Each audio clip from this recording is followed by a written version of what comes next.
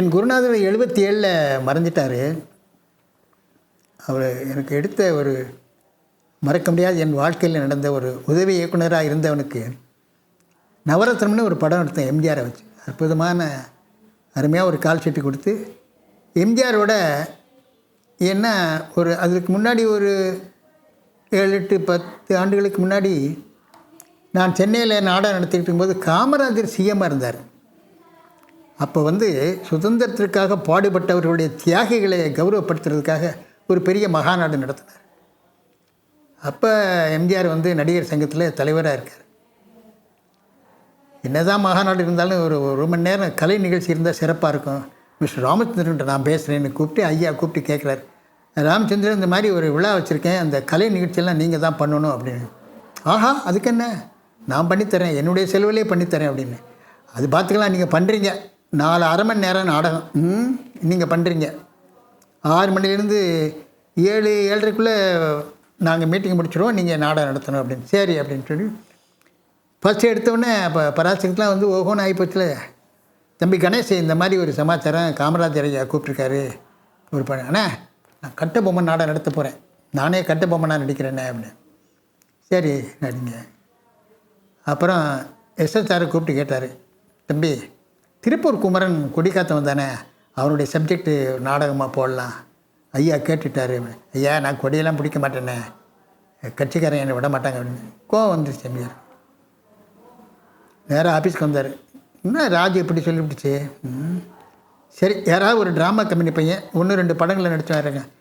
இப்போ கூட தான் கணேசனுக்கு தம்பியாக நடித்தேன்னு நான் பெற்ற சரி சிவாஜிக்கு தம்பியாக ஒரு படம் நடித்தேன், நான் சொல்லும் ரகசியங்கிற ஒரு படத்தில் 2 ஹீரோவில் அவர் ஒரு ஹீரோ நான் ஒரு ஹீரோ பண்ணேன். அது அந்த படத்தில் என் கூட எம்என் ராஜம். இந்த நாளத்தில் எம்ஜிஆர் ராஜத்தை போட்டு நீயும் பண்ணு, அந்த பையனு பண்ணட்டும் அப்படின்னு சொல்லியிருக்காரு போல். யார் இந்த மாதிரி ஒருத்தன் இருக்கான்னு கூப்பிட்டு பண்ணார் எம்ஜிஆர். அவனை கூட்டிகிட்டு வாங்க அந்த பையனார். போனேன். கரெக்ட், குமரனுக்கு கரெக்டாக இருப்பான் அந்த தம்பி இப்படி ஒரு நாடகம் அதில் நீ பண்ணுறேன், பெரிய பாக்கி. அது வரலையும் நான் எம்ஜிஆரை பார்த்ததே இல்லை. காரில் போகும்போது பார்த்துட்டு இப்படி கும்பிட்றது தான் வர்றதான், நேரில் பார்க்க மாட்டாமன்னு. இப்படி 2 பேரில் இவர் ஒருத்தர், இன்னொருத்தர் ஐயா கவிஞர். கூட்டத்தோடு நின்று வேடிக்கை பார்த்தவன் நான், கவிஞர் ஐயாவை எப்படா பார்க்குறதுன்னு. மாம்பழம் வீட்டில் மக்களோட மக்களாக நின்று பார்த்தவன் நான். கடைசியில் அவர் பக்கத்திலே உட்காந்து அவருடைய இனிமையான பாடல்களை கேட்குற பாக்கியத்தை பெற்றது. இது எல்லாம் இறைவன் கொடுத்த வரம். 2வது அவர் என் படத்துக்கு 2 பாடலும் போட்டு கொடுத்தாரு. இதெல்லாம் யாருக்கு கிடைக்குமா அந்த ஜென்மத்தில், எனக்கு கிடைச்ச வரப்பிரசாதம், அது வேறு கதை. சரின்ட்டு அந்த நாடகம் அழகாக செட் பண்ணது எம்ஜிஆர். அப்போ பழக்கம் எனக்கு எம்ஜிஆர். அன்றைக்கு மகாநாடு நடந்தது. லட்சோப ஜனங்கள். அனௌன்ஸ்மெண்ட்டில் எம்ஜிஆரின் தயாரிப்பில் சிவாஜி கணேசன் நடிக்கும் கட்டபொம்மன் சத்தம் அடங்கவே கொஞ்சம் கூட அடங்கலை. என்ன கணேஷ், இதுக்கு தான் நான் உன்னை கடைசியில் வச்சுக்க சொன்னேன், நீ தான் நான் முன்னாடி பண்ணிடுறேன்னு சொல்லிட்டு போட்டேன், என்னப்பா அப்படின்னு. இல்லை பரவாயில்லண்ணே, எல்லாம் அடங்கிடுவாங்க, இந்த சீனுக்கு போனோன்னு போய் ஒரு சீன் நடித்தார், அடங்கலை. 2வது சீன் போனார், அடங்கலை. 3வது சீன் போனார், அடங்கலை. வா நீ விக்கு எடுத்துட்டார், இதுக்கு மேலே முடியாதுண்ணே, என்னால் கத்த முடியாதுண்ணே அப்படின்னு. எம்ஜிஆர் என்னை பார்க்குறாரு. சரின்னு அதுக்கப்புறம் ஜி சகுந்தலாவுடைய நாடகம், எம்கே முஸ்தபாவுக்கு ஒரு சின்ன நாடகம் போட்டு லாஸ்ட்டில் எம்ஜிஆர் தயாரித்த திருப்பூர் குமரன் எனக்கு. அந்த நாடகத்தை முத்துன்னு ஒரு நல்ல டயலாக் ரைட்டர் அந்த காலத்தில், அவர் வசனம் எழுதி எம்ஜிஆர் சொல்லிக் கொடுத்தார். கல்யாணம் ஆகுது, தெருவில் ஊர்வலம் போகுது, வந்தே மாதங்கிற குரலை கேட்டவுடனே திருப்பூர் குமரனுக்கு கட்சி மேலே ஒரு பாசத்தில் கொஞ்சம் இருங்க இதை வரையின்ட்டு போகிறான். குமரா என்ன திருமணம் ஆகுது இந்த நேரத்தில் ஓடுறிய அப்படின்னு. அங்கே என் ஜீவநாதம் முழங்குறது, நான் அங்கே போகிறேன், நான் போய் அந்த ஊர்வலத்தில் கலந்துக்கணும் அப்படின்னு சொல்லி போகிறேன். போனால் குமரனே வந்துட்டான், இனிமேல் நீயே வழி நடத்தப்பா அப்படின்னு கொடியை அவன் கையில் கொடுத்துட்றாங்க, என் கையில் கொடுத்துட்றாங்க. நான் பேசுகிறேன், வந்தே மாறன் பாட்டு பாடுறேன். இன்ஸ்பெக்டர் வர்றாரு, நிறுத்த சொல்கிறாரு, நிறுத்த மாட்டேங்கிறேன். கொடியை விடுகிறாயா, உன் உயிரை விடுகிறாயான்னு கேட்குறாரு இன்ஸ்பெக்டர்.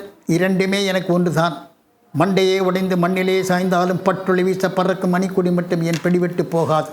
திருப்பூர் குமரன் துருப்பிடித்த இரும்பல்ல, தியாகத்தியில் வார்த்தெடுத்த ஈட்டி, அடி அப்படிம்பார். ஓங்கி அடிப்பாங்க, அடி அன்னியன் ஆட்சிக்கு சாபமணி அடி. இப்படி ஒவ்வொரு வசனமாக பேசும்போது லாஸ்ட்டில் ஓங்கி என்ன சொன்னால் இந்த மண்டையில் ஓங்கி அடிச்சு வந்தே மாதிரம் அமுக்கின பாருங்க. அந்த ரத்தம் போய் காமராஜர் சட்டையில் 2 துளி, சி சுப்பிரமணியம் 2 துளி, பக்தவச்சத்து மேலே 2 துளி விழுந்துருச்சு. நிறுத்திக்கிறேன் நாடகத்தைங்கிறேன். அப்படின்ட்டார் ஐயா. மண்டையை உடச்சி விட்டாங்கிறேன் அப்படிங்கிறார் ஐயா. அப்புறம் அதோடு அந்த சீன் முடியும், கொடியோடு நிமித்திட்டே விழுந்து செத்துருவான். சிவாஜி கணேசன் தான் வந்தார், முதல்ல தூக்குனார். டேய் கிட நீ தாண்டா ஃபஸ்ட்டு இன்றைக்கி அப்படின்னு பாராட்டுறார் சிவாஜி. ஏன்னா அவர் படுத்திருந்தேன்னா எங்கேயோ போயிருக்கோம். கோச்சிட்டு வந்துட்டார். என்ன பண்ண சொல்கிறீங்க?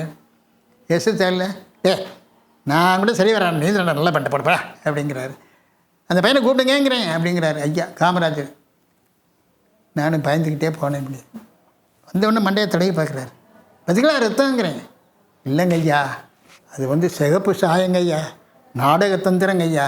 ஒரு முட்டையை உடச்சி அதை ஊசி போட்டு அது எல்லாத்தையும் குடிச்சிட்டு அதில் தேங்காண்டையும் சேப்பையும் போட்டு கலந்து தொப்பிகளை வச்சு தச்சிட்டேன். எம்ஜிஆர்கிட்ட கூட சொல்லலை, அது மேலே தெரிச்சிருச்சு, மன்னிச்சிருங்க அப்படின்னு. அப்படியே கட்டி பிடிச்சிக்கிட்டாரு. நல்ல தொழில், நல்லா வருவீங்க அப்படின்னு. அவர் அவ்வளோ தூரம் சொன்ன உடனே எனக்கு மனசு பொறுக்குமா, மேடையிலே பார்க்கல, டபக்குன்னு எம்ஜிஆர் காலை தொட்டு கும்பிட்டேன். பற்றியா, அதான்யா நாடகக்காரனுக்கு பார் குரு மரியாதை பார். அவர் டைரக்ஷன் நடித்தான்ல, அதனால் அவர் கும்பிட்றாரு. ஓகே ஓகே நல்லது தம்பி அப்படின்னு. அன்றைக்கி நாடகம் முடிஞ்சது. எல்லாருக்கும் மரியாதை பண்ணி அனுப்புகிறார் சின்னவர். ஏன்னா எம்ஜிஆருக்கு எனக்கும் உள்ள தொடர்பு சொல்ல வரேன். அதுக்கப்புறம் தானே நவரத்னம்லாம் எத்தனையோ ஆண்டுகளுக்கு அப்புறம். அப்போல்லாம் நாடகத்தில் நடித்தா 25 ரூபா கொடுப்பாங்க. இப்போ எம்ஜிஆர்னால ஒரு 50 ரூபா கொடுப்பாரு அப்படின்னு தான் ஒவ்வொருத்தரும் எதிர்பார்ப்பாங்க. எல்லாருக்கும் கொடுத்துட்டு போயாச்சு. லாஸ்ட்டில் வந்தார். ஆண்டவா அப்படி கை கொடு அப்படின்னாரு.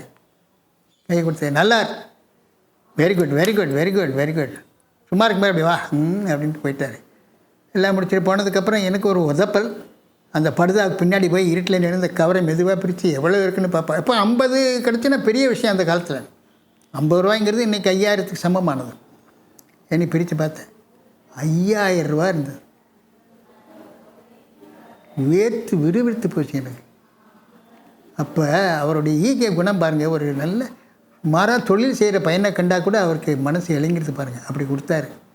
அந்த பழக்கத்தினால தான் இந்த படத்தில் கூட எதாக இருந்தாலும் அவர்கிட்ட கால் சட்டு கேட்குறது ஏபின்னு என்னை தான் அனுப்புவார். உனக்கு தான் எம்ஜிஆர் பழக்கம், போய் பார்த்துட்டு வா அப்படி